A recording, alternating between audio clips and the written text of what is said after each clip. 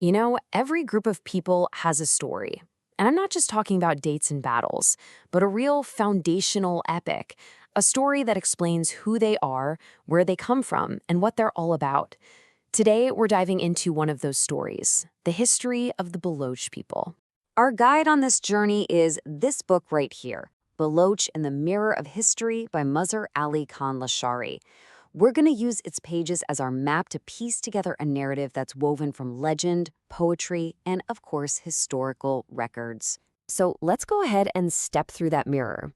We're going to explore the foundational story of the Baloch people by tracing their kind of mysterious origins, looking at a legendary war that really defined them, and then unpacking the incredible family tree that holds their identity together. Now, that story really begins with a huge mystery that the book tackles right away.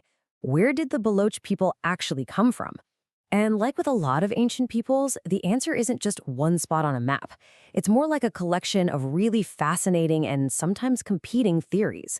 I mean, it's the most basic question you can ask, right? Who are the Baloch? Before we can even begin to understand their history, we have to get a handle on the debate around their very identity. Even their name, Baloch, is a piece of the puzzle. The book explains a few theories. Some people think it means wanderer, which kind of points to a long history of migration, but others link it to ancient Babylonian kings, like someone named Belus. The name itself just hints at this really deep and complex past. And the sheer range of these origin stories is just incredible. The book lays out several of the big ones. You've got one tradition that traces their lineage all the way back to Hazrat Amir Hamza, which would give them an Arab origin. Another one points to a migration from Aleppo in modern-day Syria. Then you have others that connect them to the Chaldeans of ancient Babylon, or argue that no, they are the original indigenous people of the Makran coast. So, yeah, there's no single simple answer. But out of this really complex past, one story emerges that is absolutely central. It's this epic conflict that, according to the book, is pretty much the bedrock of Baloch identity and their entire social structure. The Great War between the Rind and the Lashar. At the heart of his whole epic, you have two incredibly powerful tribes and their larger-than-life leaders. On one side, you have the Rind, led by the legendary Mir Chakhar Khan. And on the other side, the Lashari, led by the equally formidable Mir Gawaram Khan. I mean, these two guys are to Baloch history what Achilles and Hector are to the Greeks. They're giants. And their conflict, well, it was no small feud.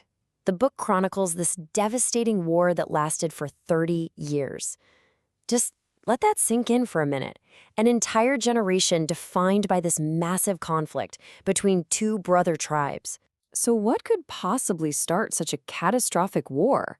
Well, as with so many great epics, it all started with a matter of honor. The legends tell this amazing story of a horse race between the two great chiefs. A dispute over who won, it escalated, pride was wounded, and that one single spark ignited a fire that would burn for 30 years and completely reshape the Baloch world. And here's the crucial point. The war didn't really end with a clear winner. Its true legacy was this massive scattering of people. The conflict shattered the Baloch tribal confederacy, forcing a huge migration out of their heartland and into the regions of Punjab and Sindh, where, many of their descendants still live today. It was a tragic ending, but in a way, it was also a new beginning.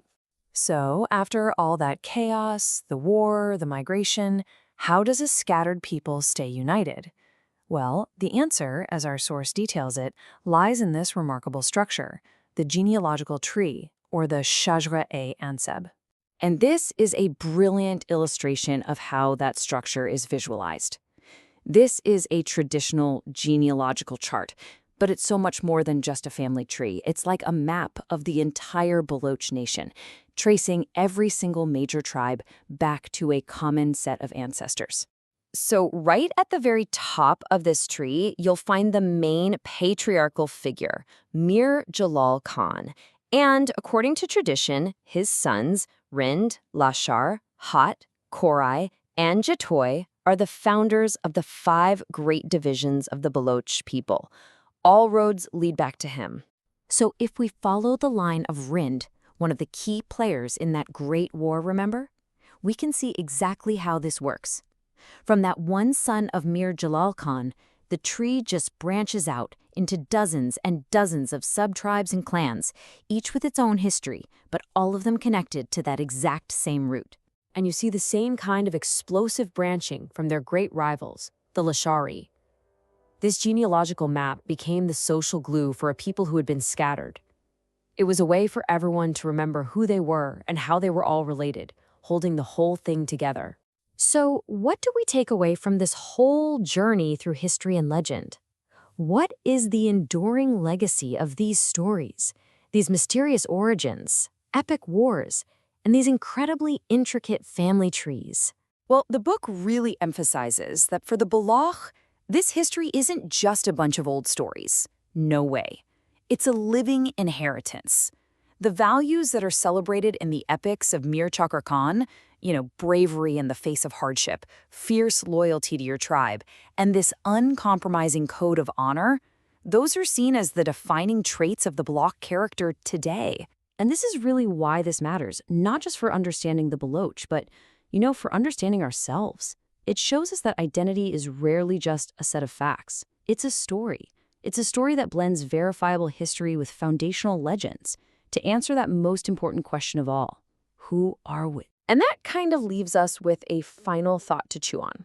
When you look at our own lives, our own families, our own nations, how much of who we are is defined by the hard facts of the past, and how much is defined by the powerful stories we choose to tell about it? Thanks for joining us on The Explainer.